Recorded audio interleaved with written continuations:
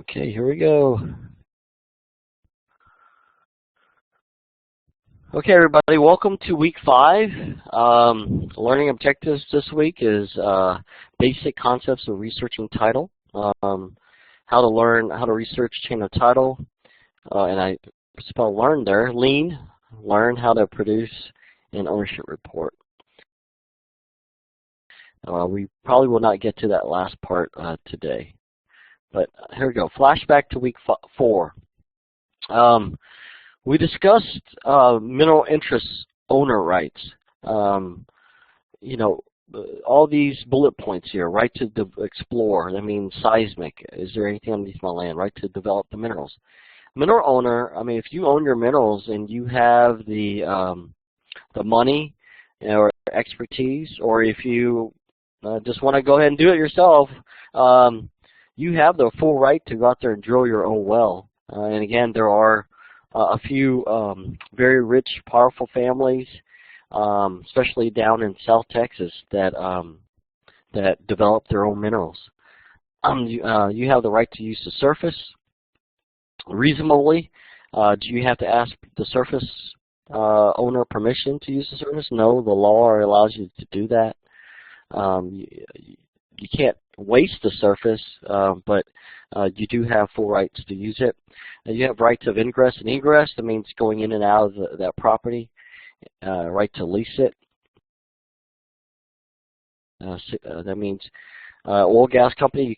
You can sign an oil and gas lease with an oil and gas company to drill the well for you, and that's what majority of people choose to do.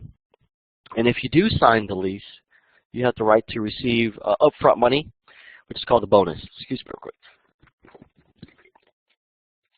Rentals. A lot of leases have what's called rentals. That's if the oil and gas company doesn't drill a well within the first year, they'll give you an extra payment for deferring having to drill. And again, the big one, the big star, is royalty. That's if there's production from a well that is either on your land or pooled with your land, then you get some royalties from that. And for royalties, you don't have to pay for the drilling and completion costs. Okay, these rights are treated as a bundle and package, right? So if you own the minerals, you usually own all these rights, but they also can be severed, meaning, you know, for example, the mineral owner can convey 1/2 of his mineral interest, but reserve unto himself and her heirs the right to lease the land. So, so in this example, let's see, let me find the highlighter here. Or here's the highlighter. Okay, so here in this example, mineral interest owner conveys his mineral interest, just half. He still owns the other half, but he reserves unto himself the right to lease the land. Okay, so this right here, that's called the executory right to lease the land. Okay, so the grantee in this situation will still get his or her proportional share of the rest of the rights. So all the other rights that aren't highlighted here, the grantee gets you know, his or her share of that, but they don't get the right to lease anymore. Only the mineral owner gets to do that. So let's go to the next question here. Next slide. So again, all those rights, guys, you can split it up in so many different ways, and so that's why it's so important to read every instrument. What is being reserved, what is being conveyed. You gotta take good notes as far as what the grantor is actually intending to do in this instrument. So a mineral interest must be specifically reserved. I can't stress that enough. Remember that if someone owns mineral interest and she wants to keep it, he or she must specifically reserve that interest in the deed. If the specific reservation is not in the deed, the mineral interest is conveyed to the grantee. Also, remember to use the proper language in the conveyance or reservation. All oil and gas minerals in, on, and under, that's the mineral part, and that may be produced, it should say, and or saved from said lands. And that's the royalty part of it. Okay. Okay, poll question number 1. John owns 100% of the surface interest and 100% of the mineral interest in Texas Farm. In a warranty deed to Suan, John conveys all of his right time interests to Texas Farm.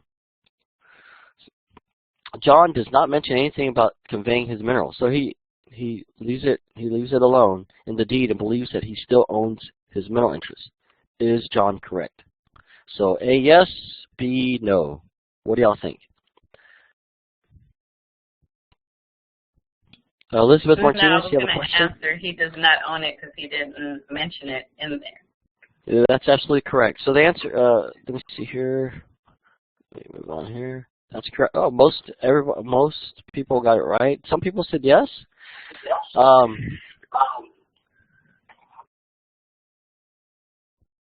So John doesn't own it because he, like Elizabeth stated, you have to reserve it. You know, that doesn't make sense usually. Usually if I'm going to sell something to you, it has to be mentioned, right? If I'm going to sell you everything in this office right now, okay, you know, I'll usually list everything out, you know, but minerals is a lot different. Minerals, you have to mention it, that you're reserving it in order to keep it. Okay, poll question number 2. Here we go. Sarah owns, excuse me 1 second. Sarah owns 100% of the mineral interest in Big Farm. She conveys 1/2 of her mineral interest to Martin. However, Sarah reserves all of the rights to execute the oil and gas leases relating to Big Farm. Okay, remember, right to execute lease is just one of those sticks, the rights that a mineral interest owner has. So she conveys 1/2 of her mineral interest, but she reserves all right to execute oil and gas leases on Big Farm. Pintail Oil wants to lease Big Farm. Which of the following statements is correct?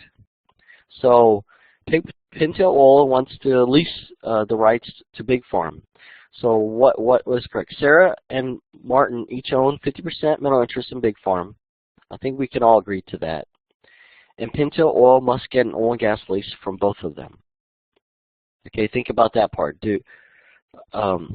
Second one, Pintail Oil must get a lease from Sarah and only pay Sarah for the bonus for signing the lease. Okay. C, Pintail Oil must get a lease from Sarah and divide the bonus money between Sarah and Martin.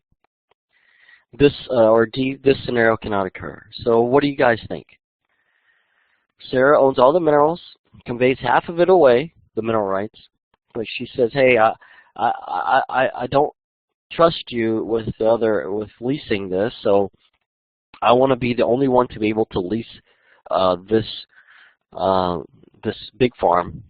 And so what does Pintail have to do?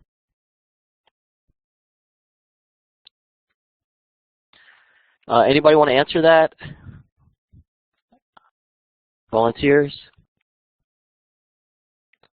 Okay, I will answer it. Okay, so the correct answer is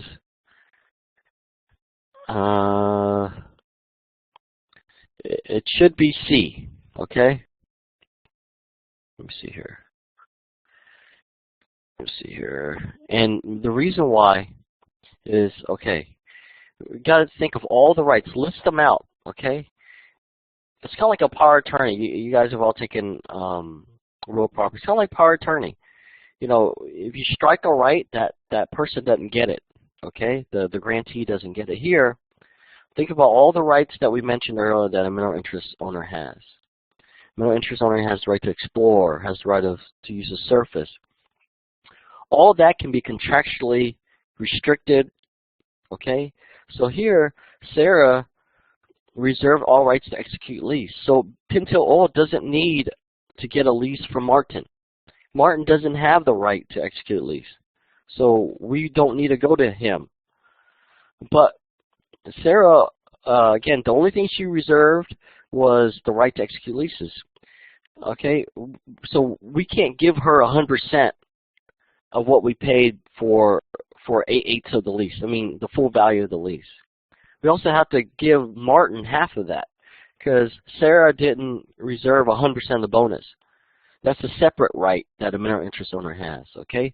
So go through each one. What are they reserving? What are they conveying? Okay, cross it out and keep good records of that. Any questions on this one, guys? Okay, moving on. Okay, surface use.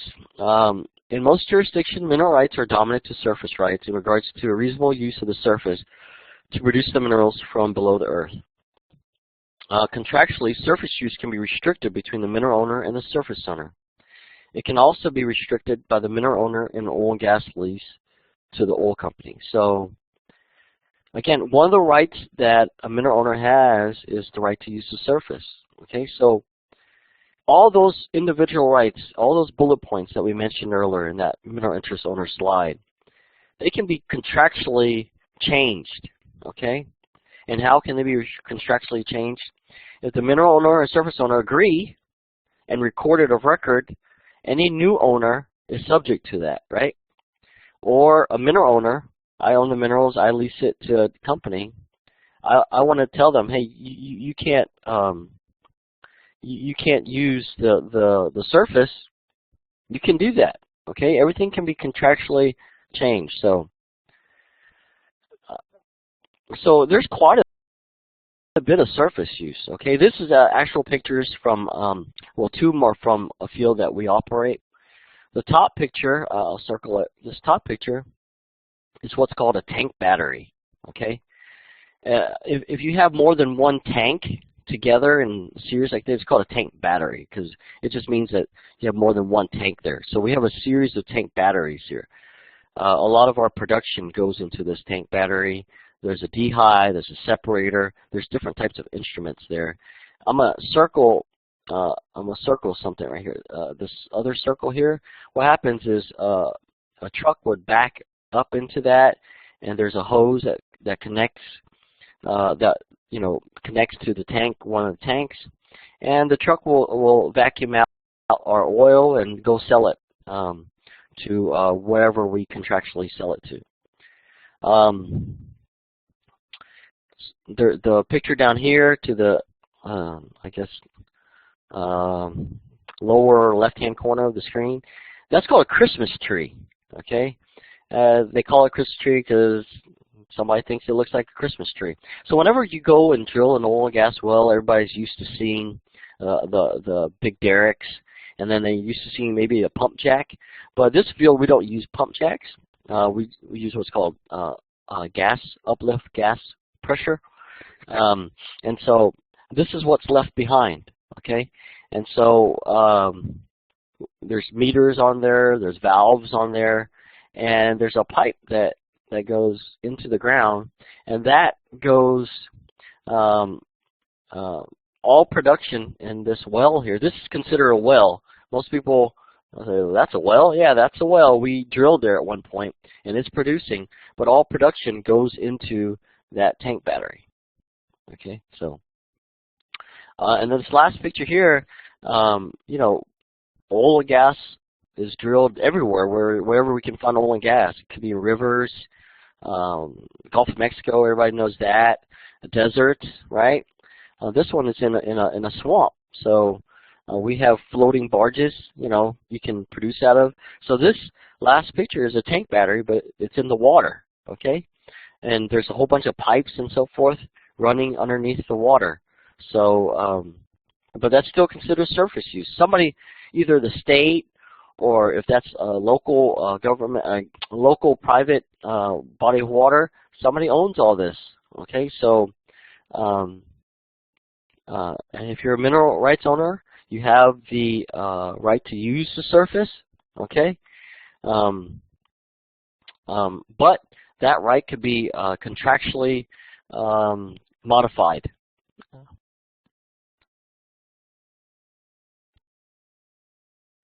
Okay, here's a tough one, okay?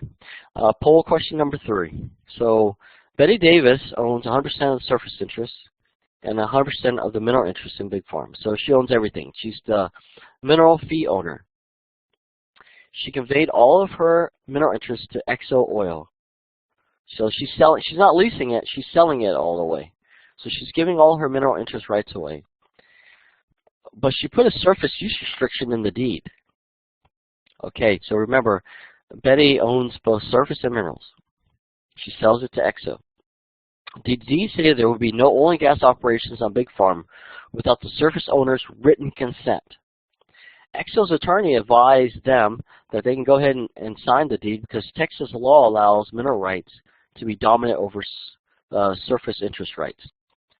EXO purchased the mineral interest from Betty Davis and then drills a well on Big Farm without her written consent. Betty Davis sues EXO. Who wins and why? Okay, so EXO oil, because mineral interests are dominant over surface interests. Mineral interests are dominant over surface interests, but they can be contractually modified. Okay, and who can modify that? If the surface owner and the mineral owner agree to it, then it is modified. Okay, A is usually true, but because Betty Davis, she was the surface owner and the mineral owner. She owned it in fee. Okay, she said, I'm going to put your surface use restrictions on this deed, and so she modified it. She was allowed to do that. Surface owner alone cannot do that, but because she will own both the surface and minerals, absolutely. EXO, because Betty Davis restrictions will not be valid because she sold her mineral interest rights. That is, again, that's not correct. Betty Davis, because surface owners can mandate this reasonable restriction on mineral interest owners. That's not true. Not in Texas. Not in most states. Surface owners cannot are not the dominant state. Okay, they are the submissive estate. They're not submissive. It's not subservient. There we go. Estate. Betty Davis, because an agreement on surface restriction was made between the surface owner and the mineral owner, which was herself. She owned both, and she said, "Look, these are restrictions." Any questions on that, guys? Okay, moving on. All right, a lot of people put D. Good job. Legal descriptions. All deeds and all oil and gas leases require a legal description. A poorly written legal description is a common reason why title failures. A person must be able to locate the tract of land from the legal description. And I can't stress legal descriptions enough, guys, because you really got to be careful of how you describe a tract of land. You know, have you ever, those with kids, have you ever driven in a car and they said, "Mommy, Daddy, look at that"? Well, you know, where is it? What's that? To my left, to my right, etc. You know, describing a property, you got to be able to find it, okay? And you got to be able to find it in what's been recorded of record. Two major types of property descriptions are public land survey system, aka section township range system, and the meets and bounds system. Okay, here we go. Let's practice this again. Well, the picture didn't come out that clear, but hopefully this will help everybody who is having a hard time with this. So, okay, this is called a section call. Sections are 640 acres. Okay, remember in the section township range system, it's pretty easy. If it says township range, find it on the map. Okay, it's easy. It has the number. They're all numbered. Find the section. And then what's hard is once you get into the section, it has these descriptions. And how do you end up knowing where you're at? You read it backwards. So northeast quarter or southeast half. Or okay, so you actually read that southeast half of northeast quarter, but in order to find it, you go backwards. Okay. Anyone want to take Gloria? 80 gross acres. Come out. All right, let's see if you're right, okay?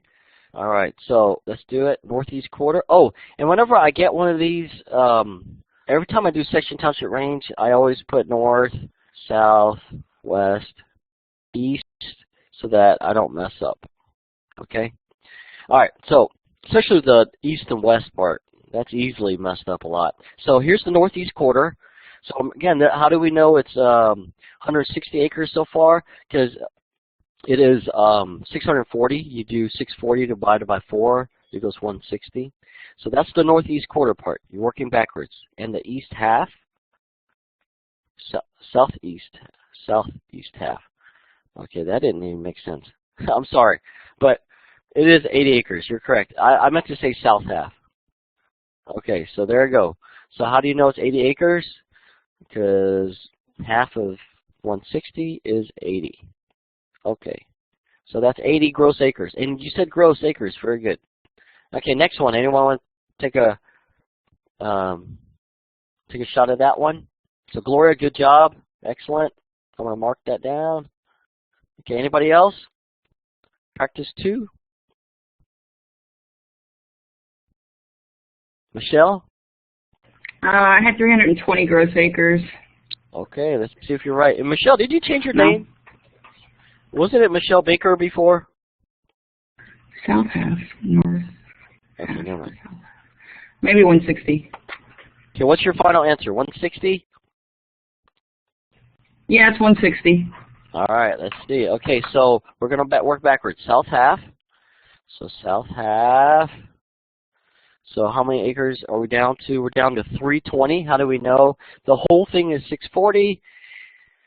South half is then 320. And then the north half of the south half, which is this track here. So, okay, so it is 160. You're correct. So the answer is 160. And so that's your acreage. You know, you're going to go buy land, and this is your property description. All this land here is yours. You can build a house, farm, whatever you want on there, okay? Drill a well, horizontal well on there if you want to. Okay, last one. Anyone? Good job. Centurica, you want to try this one? Oh no, I didn't get the last one. You want to go over the last one again? Yes, please. I got the first one, but I didn't get this last one. Okay, let's try the last one more time. Okay, and you're always working backwards, okay? So here's what you're trying to work with. So you have two calls here. You have a north half and a south half. Always start backward. Don't start with the north half. Start with the south half. So south half of the section is what I'm highlighting now. Okay, that's the south half. So, okay, so that's what you, so far. So now what you own is the north half of the south half. So forget everything else, okay? Somehow that changed. My thing moved. Anyways, all right. So let me clear this. So forget everything in the north half because you don't own any of that. You own only what's in the south half. Now, okay. So go back to this, and now north half of the south half is the part highlight to this part, and that's going to be 160 acres. Okay, how do you know that? South half, okay, forget that north half. South half is just 320 acres. That's 640 divided by 2. And then, so all the south half is 320, but you don't own all the south half. You only own the north half of it, just a half. And then, so that's 160. Okay? All right, anybody want to try the third one? Okay, Gloria. 40 gross acres. 40, okay. Pretty confident there, okay. Let's see if you're right. Okay, Gloria says 40. Okay, let's figure it out. So, always start backwards. Southwest quarter is here. So you're already restricted to 160 acres. Then you do the west half of that. So west half is over here. Okay, and then you don't. Then that's 80 acres. Because how do you know 160? You split that in half. Now you're only left with 80. Now you do east half of that. So you own the east half. So draw a line down the middle, and then 40 acres. Good job, Gloria. Yep, 40 gross acres. Any questions, guys? Alrighty, moving on. Okay, and then the next type of property description system that is commonly used in Texas and you know, the original 13 colonies is what's called a meets and bounds system. And again, think of that like a navigation system, okay? You start with a beginning point, and then it tells you the calls that you have to go to, and the calls are on the outside boundary line of that tract that you own. So in this example here, it tells you 60 acres of land in so-and-so survey, Victoria County, Texas. It's 8.6 miles from the city of Placido, et cetera, et cetera. It has a description. And then here the meets and bounds begins, beginning at the southwest corner of the Repka lease, da-da-da-da-da. And then it tells you, so that's the beginning dot, and it tells you, 52 degrees, 16 minutes, 13 seconds west, 1,003 feet, 0.99 feet, and then so all these calls here, thence, all these calls are all this right here.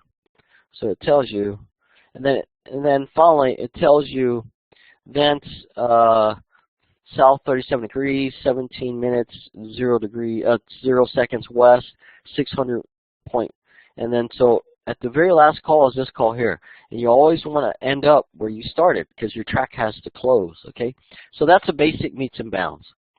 Now here a surveyor did it.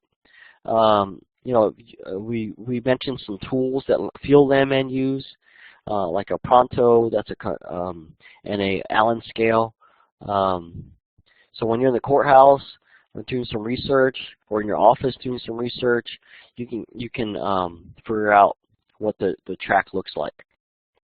So this is the actual track that's being described in these meets and bounds. Okay, the first handout you can't see very clearly, but you can print this out. That's on week 5. I would suggest you do so. It's got a lot of common land measurements that are used. When you're running title, okay, especially an early title, they don't use feet. They use what's called veras.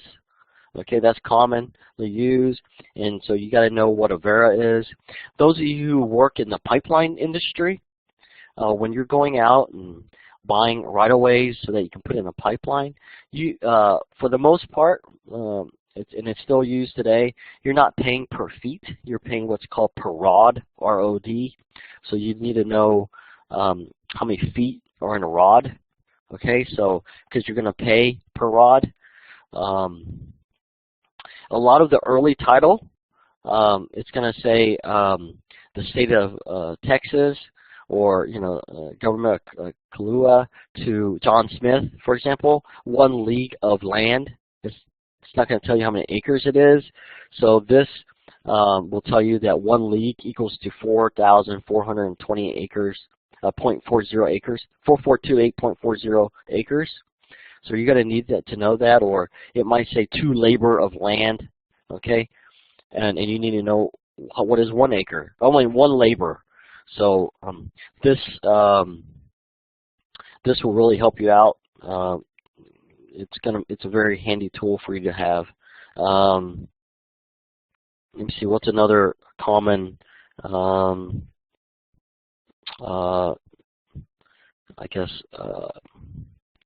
unit that's used.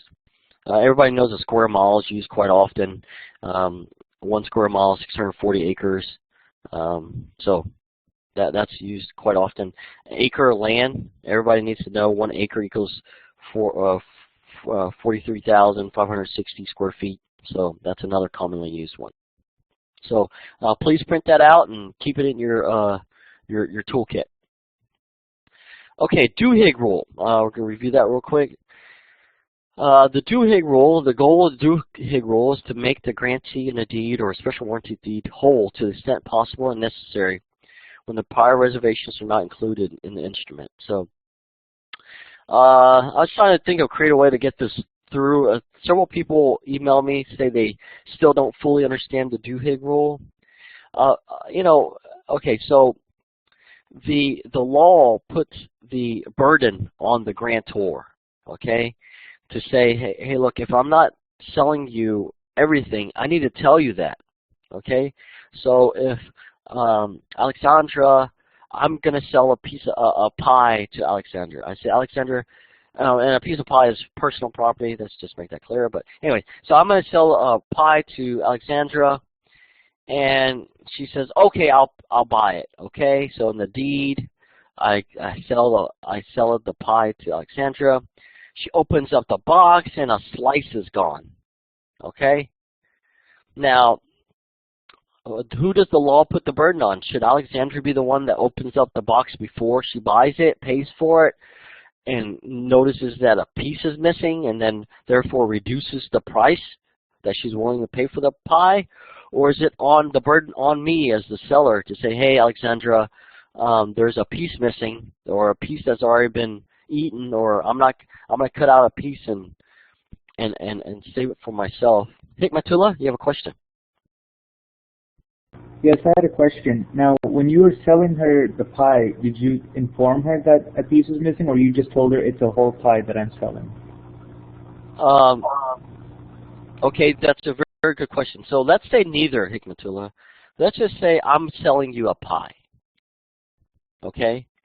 So I'm not saying a whole pie, half of a pie. You know, I'm not telling her anything like that. Okay? I'm just saying, Alexandra, I'm selling you a pie. So the law, the Duhigg rule, in concern with real property, you know, if I sell her the pie, I'm selling her everything I own in that pie. Okay?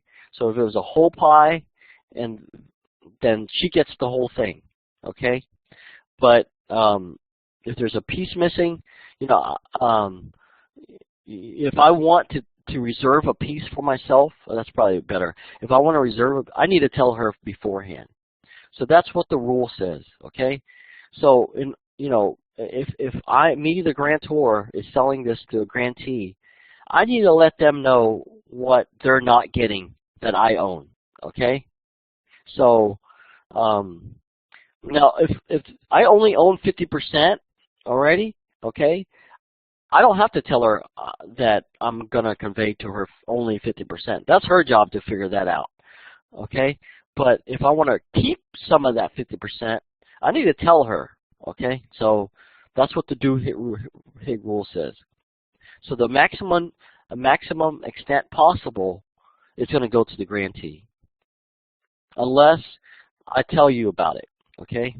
I'm expressly telling you about it. So example 1, Ashley conveys 100% to Brett by warranty deed and reserves 1/2 mineral interest. Okay, so Brett owns surface 100% and half the mineral interest, and Ashley owns half the mineral interest.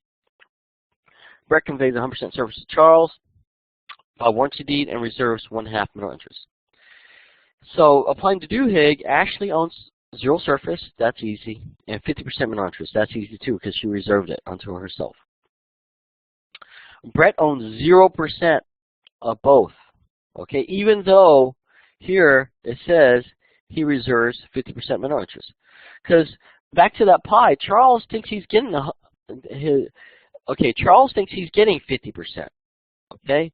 Because Brett says, hey, I'm reserving 50%, okay? Brett didn't say, hey, 50% of that pie is already gone. Ashley has the other 50%, okay? Charles doesn't know that. Now, the law, Duhigg rule, the law makes the burden on Brett to tell Charles. It doesn't. The burden's not on Charles to find that out. So, unfortunately, depending on what side you take, because Brett only reserved 50%, you know, Charles thinks he's getting 50%, so Brett gets nothing, and Charles owns 100% surface and 50% mineral interest. Michelle? You know, I had a question that came up in the discussion this week, and that was, if something is conveyed by quitclaim, can you reserve a percentage of your mineral rights and quitclaim the rest of it? Let me think about that question.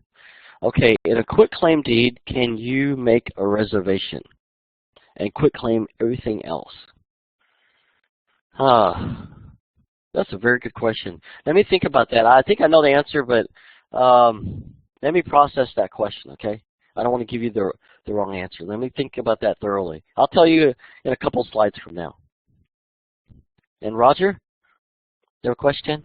Yeah, I had a quick question regarding, it was similar, it was a response to something that I had posted that Michelle had written, but I noticed in the textbook that it said that there was a case out of North Dakota that was ignoring the Duhigg rule, and I was curious, with all the production going on in North Dakota, what was your take on that? Is that good or bad, and what was the inspiration for that?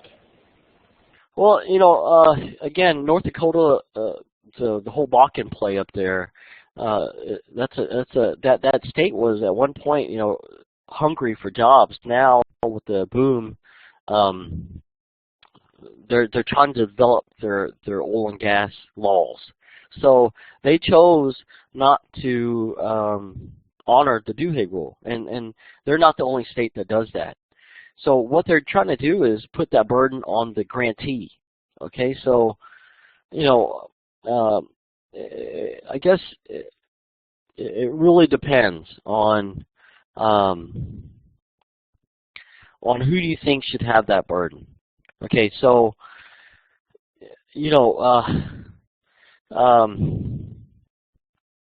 I've been so used to applying the Duhigg rule because we're in Texas that my mind is geared towards applying the Duhigg rule.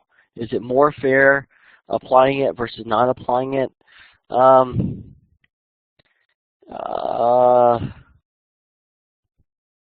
don't.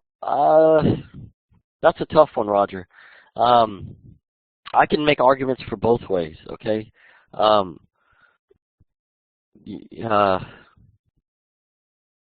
But it's definitely applied to warranty deeds and special warranty deeds.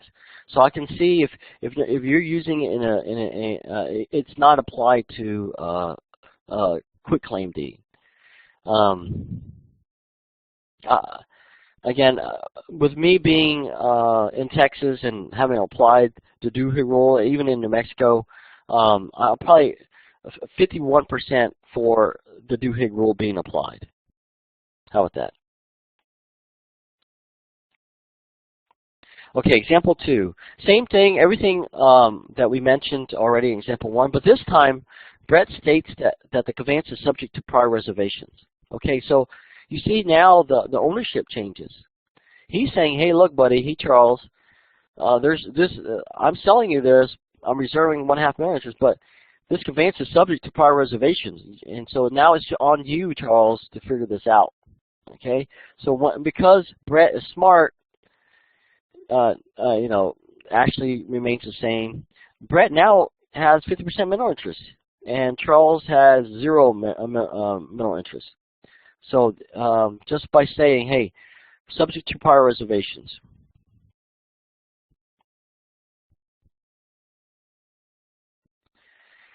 Okay, researching title, oil and gas researching title. Oh, and let me say another thing that's very important here. Okay, in this example too, and this is very common too. So Brett conveys 100% surface to Charles by warranty deed, and instead of, let's say, him reserving half mineral interest, he reserves 100% of the mineral interest. Okay, Brett, in this scenario, doesn't reserve half; he reserves 100. Okay. See, and the results will be exactly the same as down here. Why? Because Charles knows he's not getting any mineral interest. Now, Brett doesn't own 100%, but Charles knows he's not getting anything, and Brett can only get what is available to him. Half of it's already gone. So the result is exactly the same. Brett still owns 50% mineral interest. So a lot of attorneys, they, if you don't know exactly how much mineral interest you own, just say, I reserve all mineral rights, and that'll cover your end, okay? And that's legal. And that's very common as well. And that might throw you off. When you're running mineral title, doing research, and you're halfway along, you're in the 1970s, and then you see Brett, Brett only owns maybe 20% mineral interest.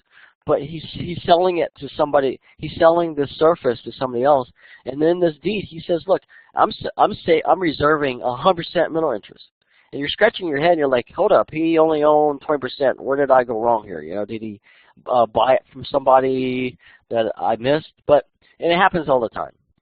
You know, and a lot of attorneys recommend, hey, go ahead and reserve everything.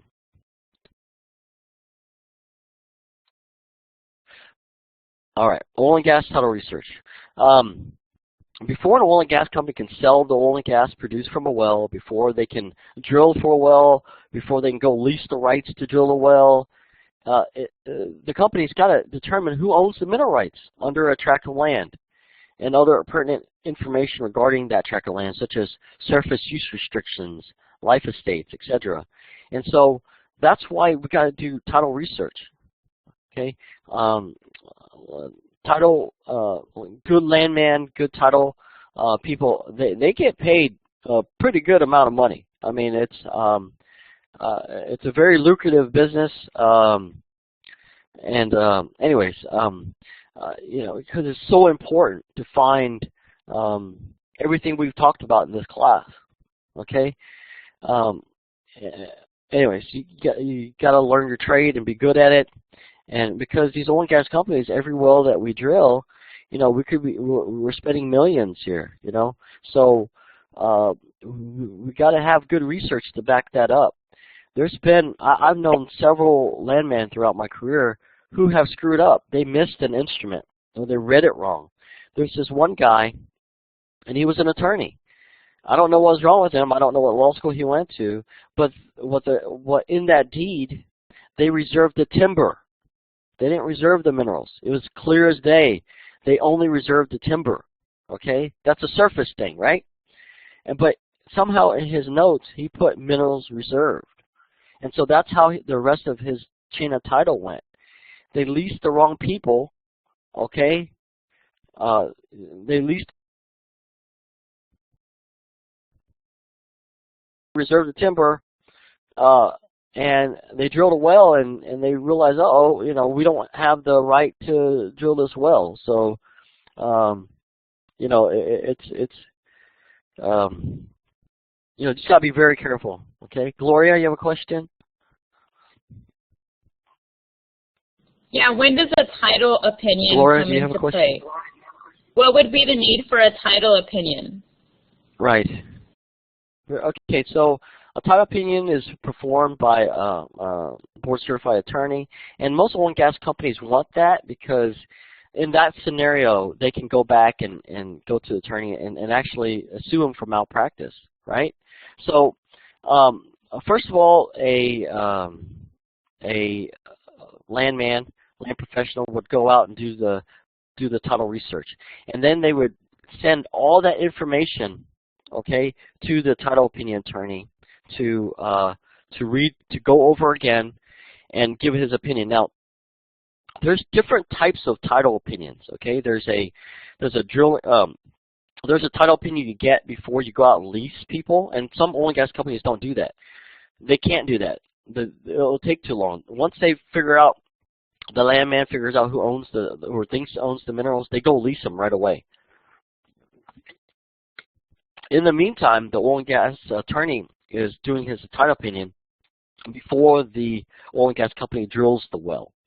Okay, so there's been times, but right before they spudded the well, drilled the well, the title opinion says, hey, no, you haven't leased up 100% of the minerals yet. You need to go lease it up.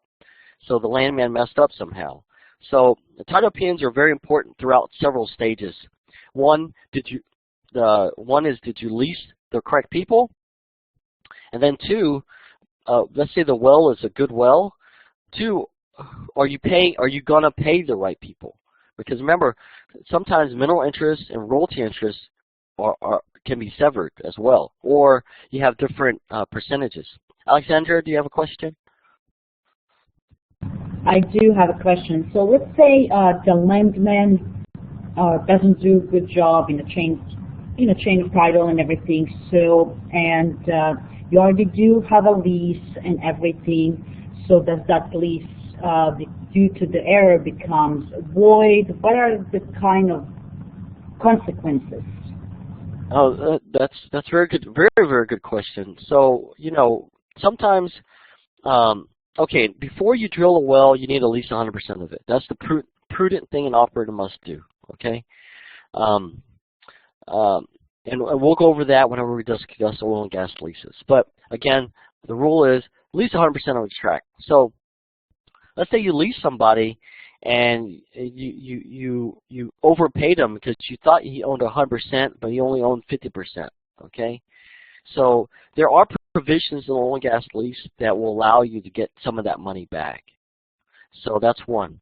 Number two, you're going to have a pissed off, excuse the language, but very angry mineral owner, okay? Getting money back from somebody is not a good thing. They're going to be very angry, especially if you're talking about, 6 figures, 7 figures. They're going to be very angry, okay? So you're starting out already on a bad foot with them. And if they own the surface as well, and there's surface restrictions on there, you're in big trouble. You already got a very angry mineral and surface owner. So it all depends. There's so many different fact patterns we could use to answer your question, but at the end of the day, it's a bad thing. Okay, if you catch it before you actually go out and lease, and you definitely need to catch it before you go out and drill a well. Okay. Title research is an important component of oil and gas law. That's the last bullet point. So, the importance of doing running title, okay? Ownership, reservations, restrictions. Remember, all those little bullet points of rights, rights to do this, rights to do that, they can all be contractually changed, okay? And an instrument in 1920 could prevent you from doing any surface activities, and we're in 2014. You need to figure that out. In order to do that, you need to run title. Because remember, once an instrument has filed a record with the county clerk, the world now has constructive notice as to the content of that instrument, okay? That doesn't expire. Those restrictions, those reservations, don't ever expire. They can go away by other means, but they don't expire, okay?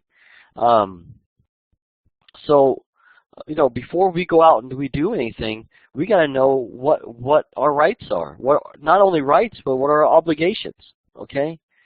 So, so researchers such as landman, title abstractors, attorneys, complete a title chain from patent to current owners.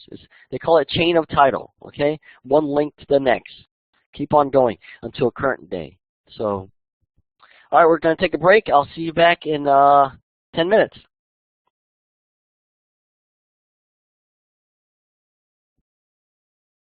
Okay, welcome back.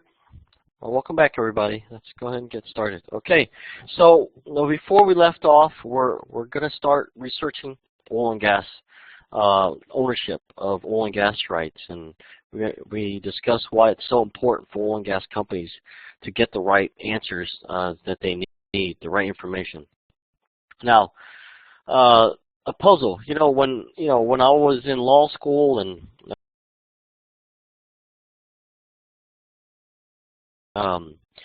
there's several companies that I went to the University of Houston Law School, and several oil companies, recruiters came to school to try to hire us. So one of the guys who was the owner of an oil and gas company, he came up to me, and one of the questions he asked me was, do I like puzzles? And I thought I absolutely love puzzles, and this is so running title is kind of like doing a puzzle, okay? It's challenging part of this puzzle, though, unlike most puzzles that you're used to, is that, you don't know how many pieces of the puzzle exist, and you don't know what the final picture looks like. You just know that every piece of the puzzle will help you find the next piece and the next piece, okay? So, and sometimes, a tract of land might be super easy. Okay, the track is so easy, but you got to remember, title occurred through several world wars. It happened through depression, through the Great Depression. It happened through a lot of other wars. Okay, so somebody owning mineral rights could have died, and so you have a huge missing piece of the puzzle. So it's not that easy. You're talking about over 100, and some of these tracts of land start in 1880. You know, so you're talking about approximately 150 years worth of title here. Females, men too, maybe. They change their names, right? So you might have Jane Doe one day, and then in a different instrument it might be Jane Smith, right? So running title, finding a piece of the puzzle, it's challenging, but it's very rewarding. Whenever you finish with a full tract of land, you're going to know so much about that tract of land. Anyways, okay, so that's if you like the puzzle, this is a running mineral title is great for you. So where do we start? Okay, one of the things I teach my staff is, always get a map. Always start out with a map. Okay, you got to know you got to know where you're expected to look. Okay, get a map. Before you leave, whoever the geologist, geophysicist who's asking you to look into the title for a tract of land, you got to start with a map. Okay, and make sure you know the scale of the map. Okay, so they might print you out a map, copy a piece of map for you, but you got to know the scale of the map. Is 1 inch equal to 2,000 feet, or does 1 inch equal to 1,000 feet, which could be a big difference. Okay, so you got to know the scale of the map that they give you as well. So this didn't come out very clear, but this is a Tobin map in Duval County, Texas. Okay, let's say you see all these black dots on here. These are all wells that have been drilled in this particular part of Duval County, Texas. And let's say your geologist, geophysicist puts a box around this. Okay, and it's okay. So good. Now you have your map. Now you know where you need to start your research. Okay. Potentially you could drill more wells here. Okay, there's a trend going this way. Maybe he sees potential. Maybe there's some other spots that can drill. Now you can't see it clearly, but this is 1 inch equals 2,000 feet. So in that little Allen scale that you have, you can estimate. 1 inch equals 2,000 feet. Or if you have a ruler, 1 inch equals 1,000 feet. Half an inch equals 1,000 feet in this case. Okay, so always start with a good map. Now in Texas, real property is stored with the county clerk. You have a county clerk and you have a district clerk. District clerk handles lawsuits, for example. Okay, so county clerk handles these things here. We're going to go over them. There are 254 counties in the state of Texas today. The county clerk is usually an elected official. They're responsible for accepting filings for recording of deeds, mortgages, contracts, and other documents affecting land within the boundary of that county. That's why acknowledgments, again, are very important. It lets the county clerk know that the grantor, this is a legitimate instrument. The grantor actually signed it, or the mortgagor actually signed it, for example. They accept filings of wills, open administration, guardianships, and estates of minors or people of unsound mind. You're going to get, there's so many different scenarios, okay? The kids can own mineral rights, okay? And your geologist sees a huge formation on this tract of land. You do title research, and a child owns mineral rights. Or we've had this plenty of times. Somebody in prison owns mineral rights. What do you do then? They own it. They're just in prison. Okay, so you're going to encounter a lot of unique scenarios. All right, whenever you're doing this research, and at the end of that puzzle, okay, one of the people owns mineral interest is in prison. That's just another example. Or in Europe, or hiding out in the Appalachian Mountains. So many different scenarios. So They perform the function of clerk of the county. Most importantly, the court of eminent domain performs function of recording subdivision plats. Most of us who live in a subdivision, there's a subdivision plat filed with the county clerk, and perform duties related to elections. Okay, so importance of notice requirements. So the county clerk posts the daily record. So I get a lease, I'm going to record it, I'm going to file it with the county clerk. In the county where the property is located, the county clerk is required to stamp the minute, hour, day, month, year on the instrument at the time of the filing and make a grantor-grantee index available to the public. Okay, so this was filed of record on February 21st, 2014, and here gives you the time. And this is the record, the number. This is called official public record, or where you can find this instrument, for example. And we learned why notice requirements are very important, right? So,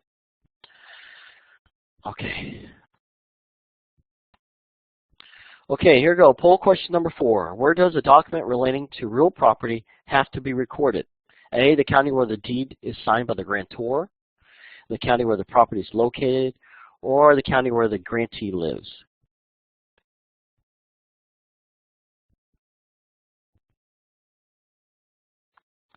Okay, where does property need to be recorded?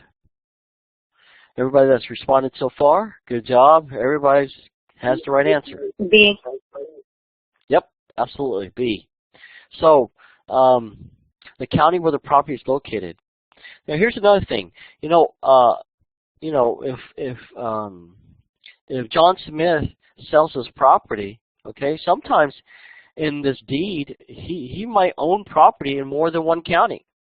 He might own property in Harris County, and in Montgomery County, and Liberty County, okay, and that's happened.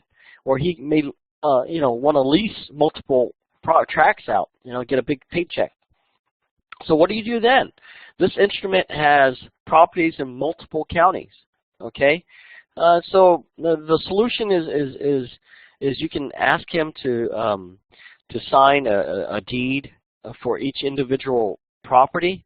Okay, or you can have him put all the properties in one deed, and what you do is and ask him to have multiple originals, because again, they're not going to allow you to record a copy. Okay, they're not going to allow you to do that. So each county clerk is going to want an original, or the C, if he just does one original, what you do is you record that first. Okay, and if you get you'll get your original back. You can bring that original to the next county clerk, record it then, and then they give you back the original again, and then you bring that original then to the third county, for example, and then they record it then. So that's an option. But let's say you only have one original. Okay, you send it to Harris County, they record it, they mail it back, it gets lost in the mail. That was the only original you had. John Smith dies. Oh crap. You have two counties that it wasn't recorded. You're in big trouble. Not really. There was one caveat to what I said earlier. County clerks won't record anything that's not an original. Okay? So what you do is you can ask that county where it is recorded to have a certified copy. That's where the county clerk says, I'm certifying that this is coming from my county, and at one point we had the original, okay? So now you have a certified copy that's just as good as the original. You can get that certified copy, has a seal on it. You can bring it to the other county and have it recorded then. And then, with that certified copy, you can go get it recorded in a different county, okay? So a certified copy is just as good as the original, because in order for it to be certified, there was an original there at one point, because the county clerk would not have accepted it unless it was original. Yeah, quick Roger. question. If you were a creditor and you wanted to file, like, say, an M&M lien, something of that nature, I know, like, as far as surface, it would cloud title, but how would that affect the mineral interests? Okay, so that's a very good question. M&M liens, material men and mechanics lien, that's when let people know what that is first. So if you hire somebody to work on your property and they claim that you don't pay them, or in fact you don't pay them, they will put a lien on your property. Okay, so if I own the mineral interest, okay, I'm going to answer that from, let's say, an oil and gas company perspective. We hire somebody to work on our well, and we don't pay them, or they claim we don't pay them, or whatever. There's a dispute over payment, and they put a lien on that property, that well. Okay, so it's still our well. If we go and sell it, you know, then the new buyer is going to want that lien released. Okay, so there's going to be that cloud that you mentioned, and is the buyer willing to purchase that property with that cloud? Maybe, if they think that they can, it's cheaper, they want it so bad, and they're willing to pay it off to remove it later. You know, whenever you're purchasing anything you do, you add a component of risk to your financial evaluation. Okay, so depending on how much that lien is, the lien that's filed will state the amount that the person who filed the lien claims that they're due, and so you just add that to the risk, or you add that to the purchase price in order to get that lien removed. There have been transactions with liens on them because again, the risk was okay for the new buyer. Hopefully that answered your question, Roger. Okay, moving on. Okay, so trip to the courthouse with a map, note cards. So you have your map, okay? Don't leave without it. Okay, it's like the American Express. Don't leave without your map, okay? You got to know what you're researching, all right? Got to know for sure that tract of land. Note cards, a pencil, pen, Allen scale in hand. Now it's time to go to the courthouse, okay? Let's do some research. Now this picture here is records. You know, what you see is numbers here. This is called the volume, okay? Volume or book number. We call it volume 236. You know, and if we say, okay, Roger, go get me the deed that's recorded in volume 236, page 5. He's going to go to the courthouse, pull this book out, turn to page 5, and copy the instrument. Okay. So anyway, so that's that. Early title. Again, early title means back, 18 whatever to, early in time title. The book started with letter A, B, C, D, E, and a lot of it you'll see in early title. It could be in Spanish, right? But there could be a translation right after the original Spanish deed, okay, or patent. Okay. The lay of the land. So, when you got all those materials in hand, you go to the courthouse.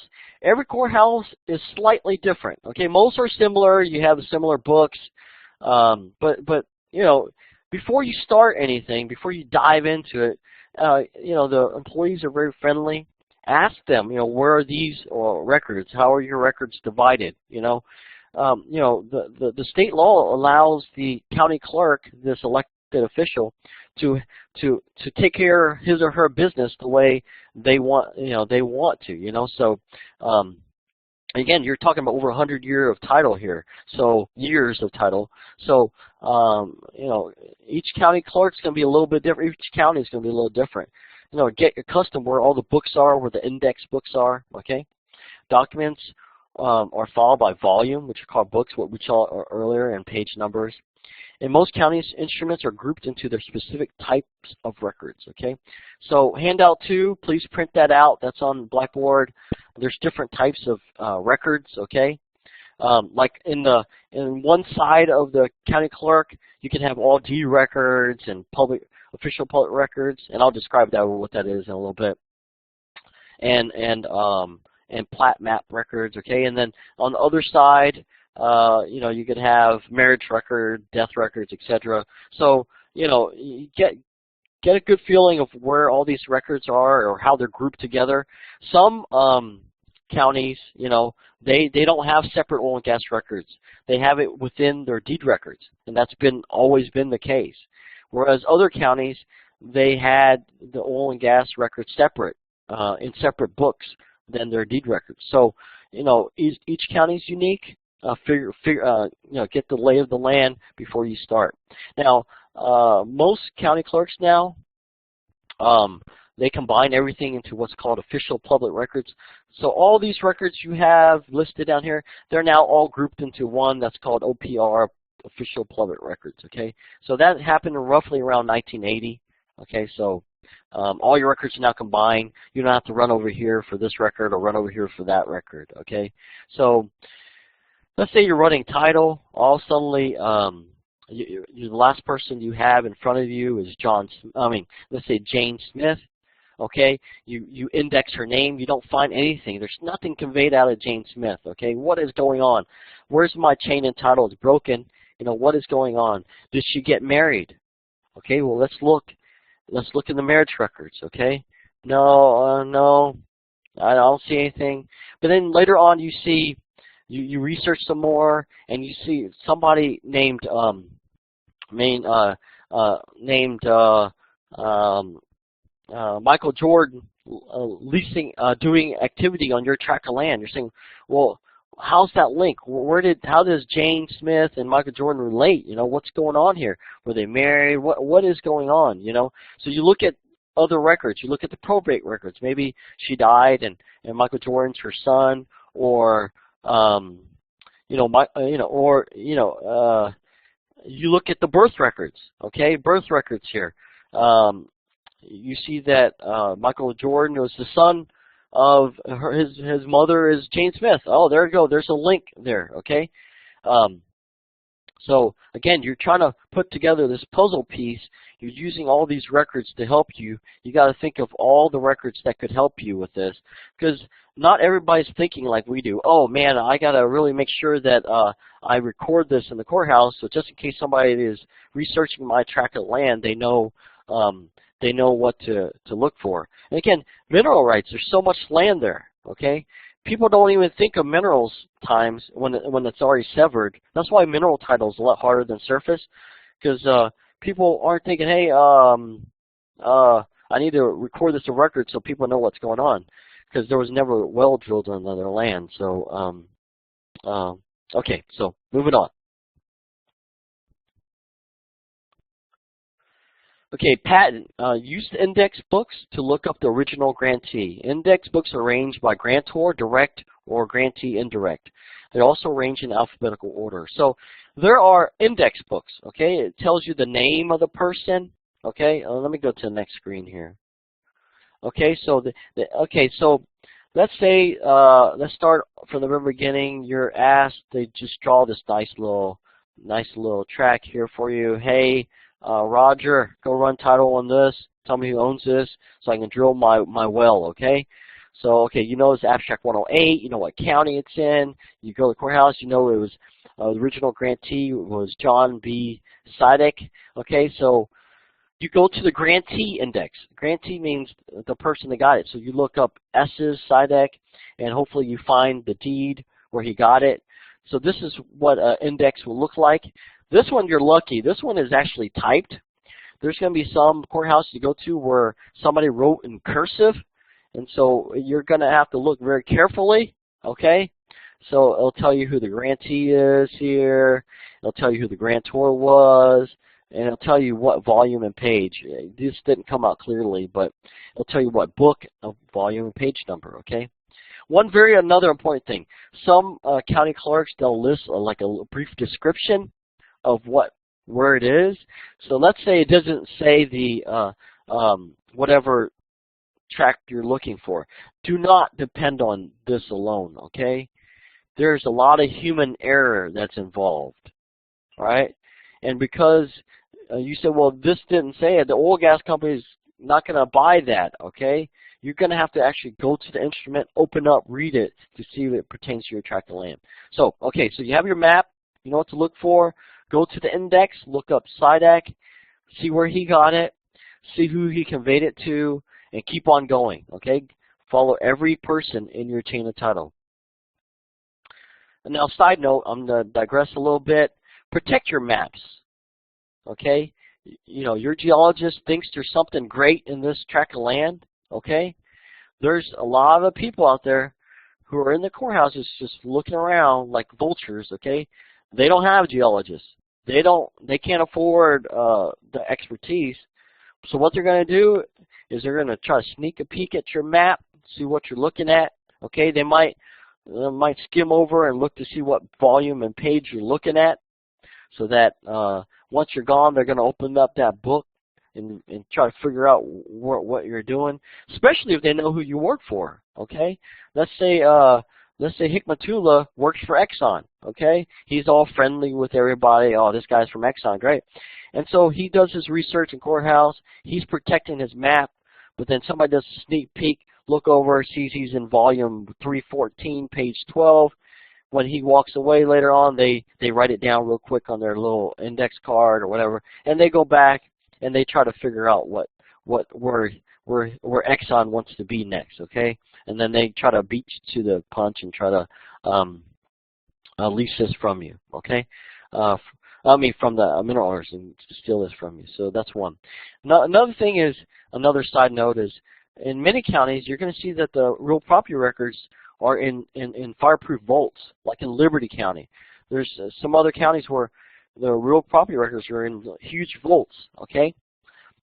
And because, you know, again, you know, let's say, you know, there's been arson that's happened before. People try to burn down the county clerk records. Once the records are gone, they can lie and say, well, this and that, you know, I actually own the minerals and stuff like that. So there's been cases of that, okay? So,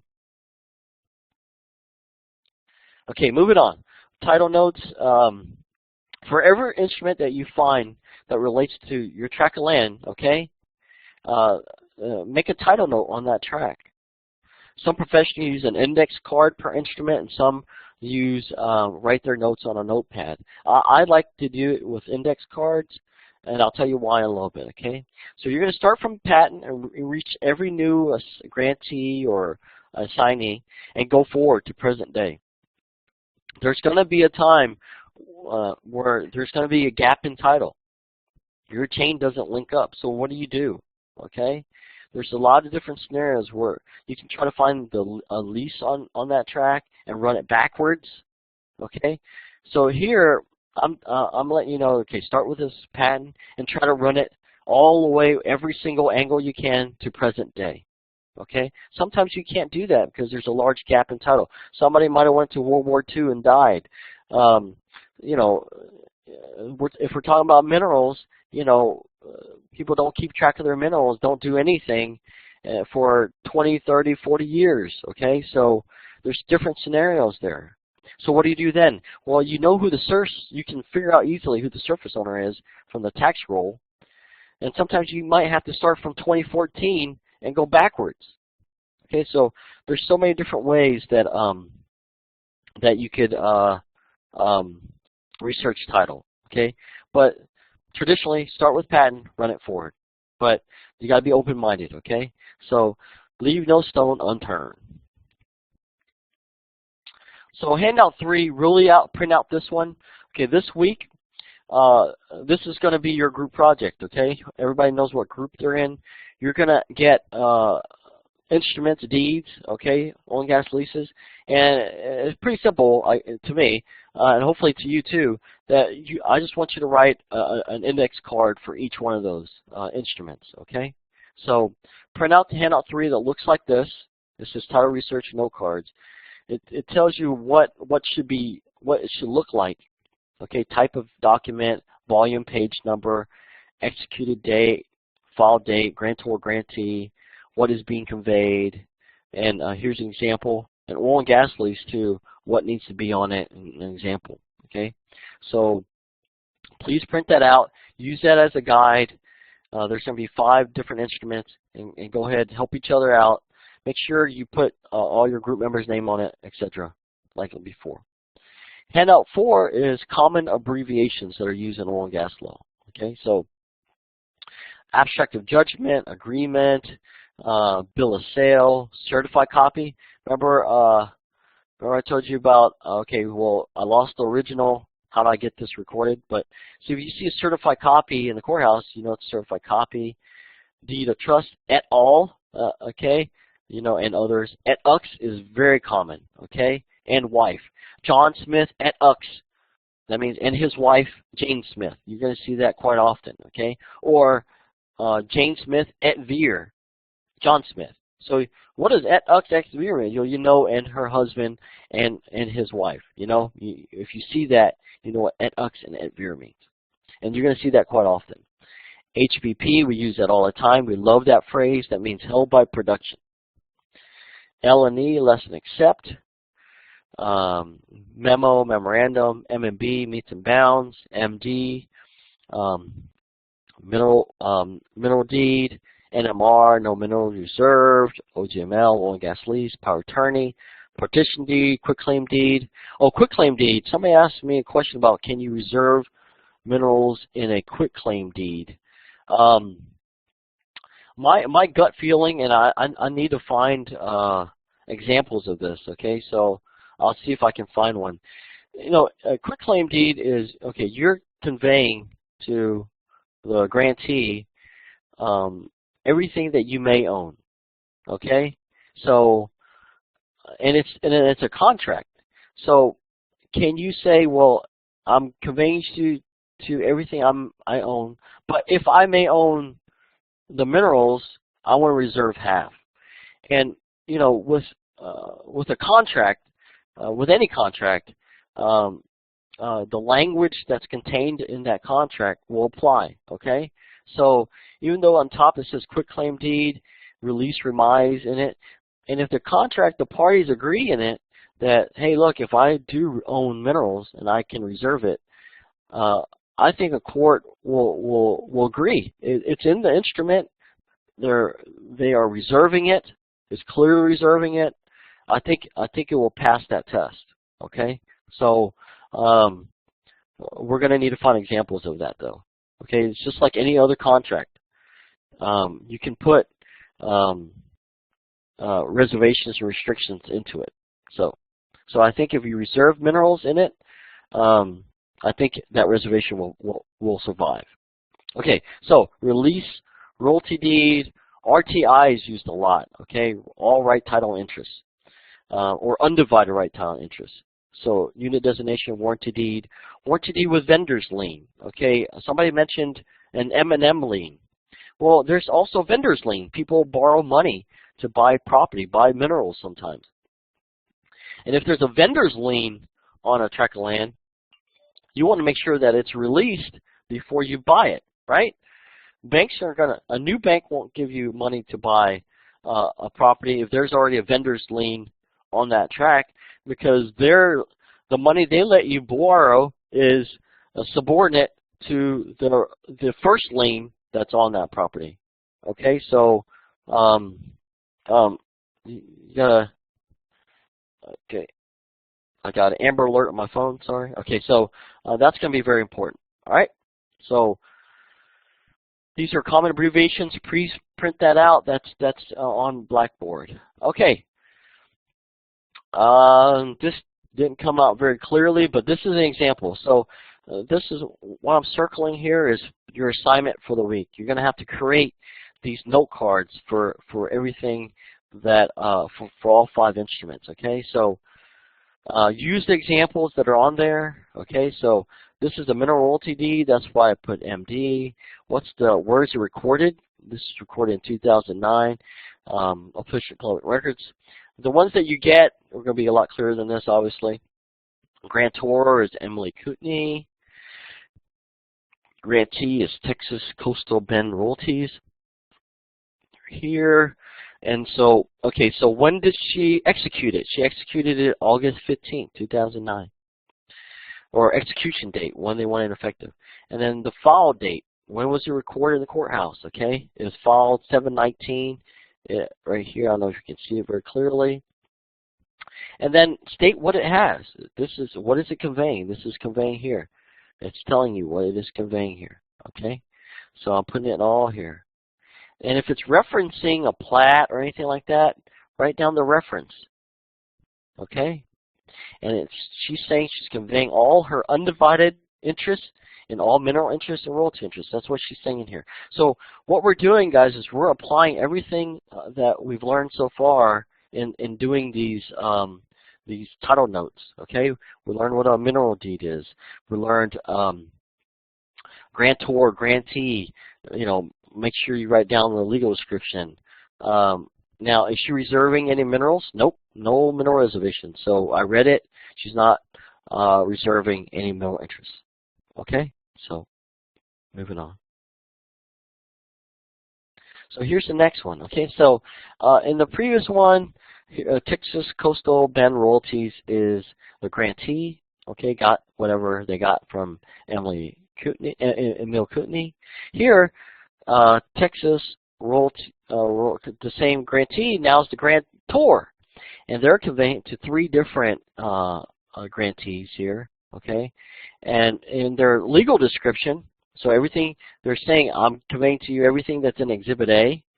So, and they reference in Exhibit A. Remember, legal descriptions will work if you reference something that's already recorded. So they're referencing mineral deed 8/15/2009 from Emil Kootenai to us, recorded here.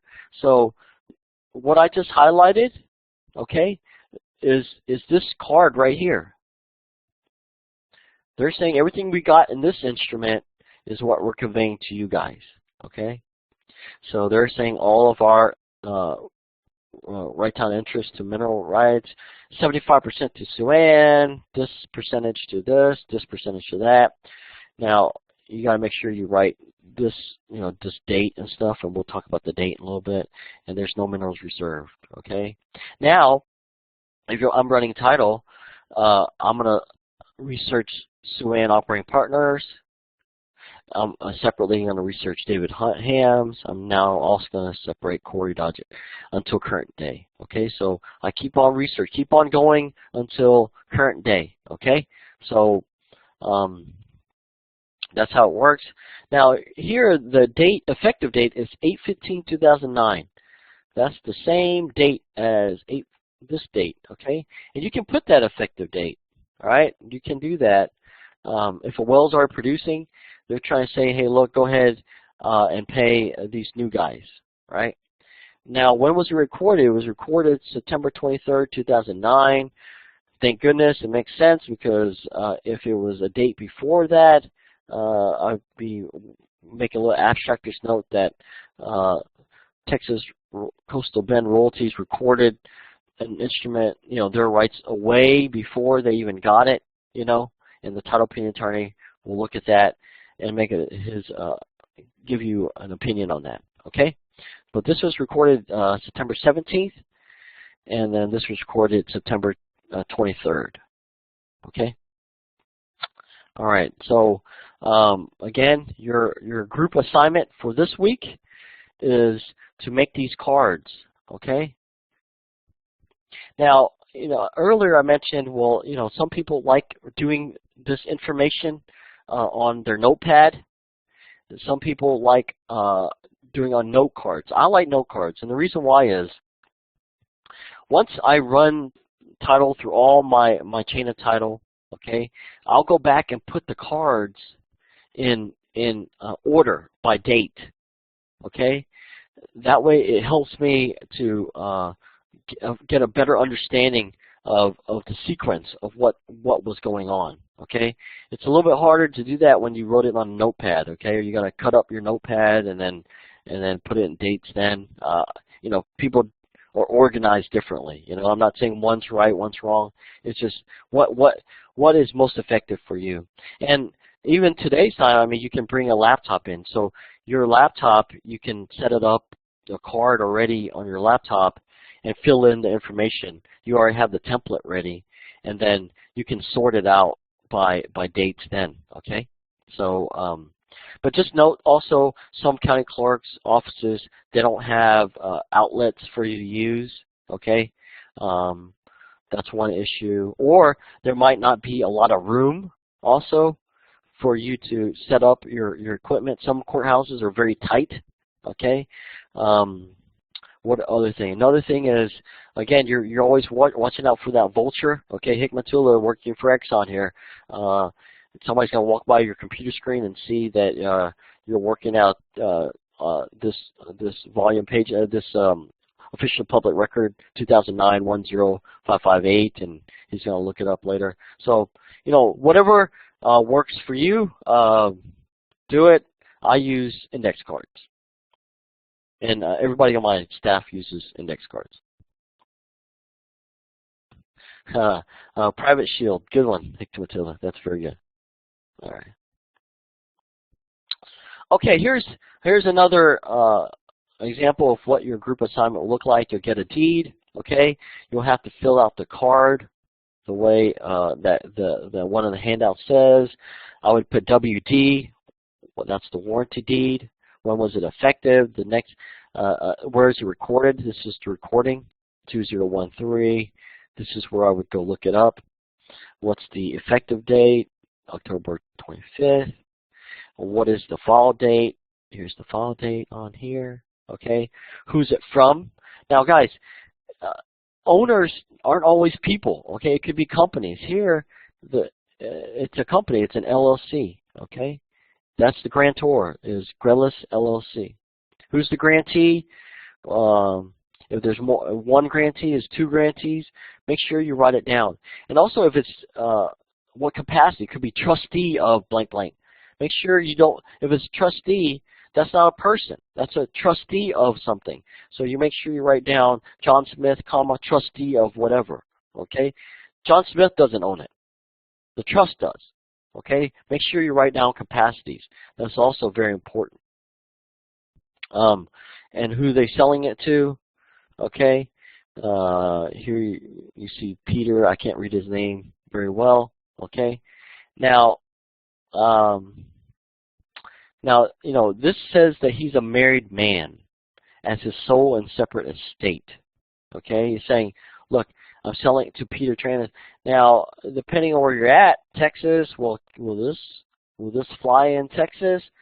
If he's buying it, he's buying it with his separate money. So you know that all that's going to be flagged in the title opinion. Okay, but make sure you write that down. Married man. Okay, and sole separate property estate. And then it has the legal description here. It's telling you that it's a lot in block 6.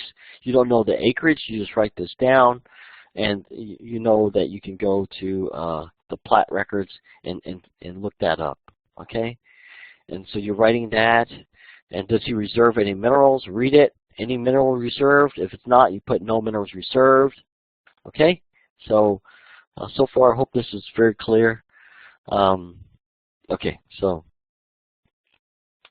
same thing again, another type of instrument you might use. It's a warranty deed. This one has a volume and page number stamped on it. So you'll say volume whatever, page whatever. The dates are here, effective date, file date, okay. Who's the grantor? There's two grantors. If there's two grantors listed, make sure you write down both, okay? We're a community property state. So we always got to think, there's so many different facets of the law when you're running title. So if it's a community property, make sure you write down both. Because later on, let's say Mr. Ortega and Mrs. Ortega are the grantees. I mean, they get it, okay? But later on, you only see Jesus Ortega sell to somebody else. Well, you got to say, hold up.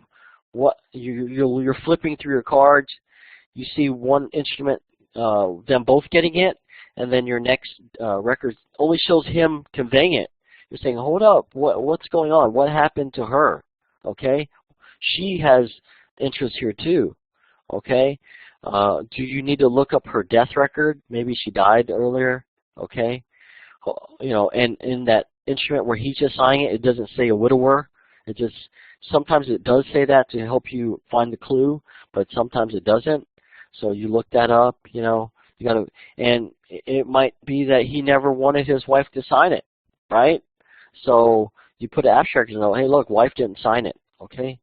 And if it's real early title, because of adverse possession rules, it can clear over time that way, okay? But if it's recent, you're going to have to go back and get that cured. You're going to go back and try to get Juanita to go ahead and sign her rights forward.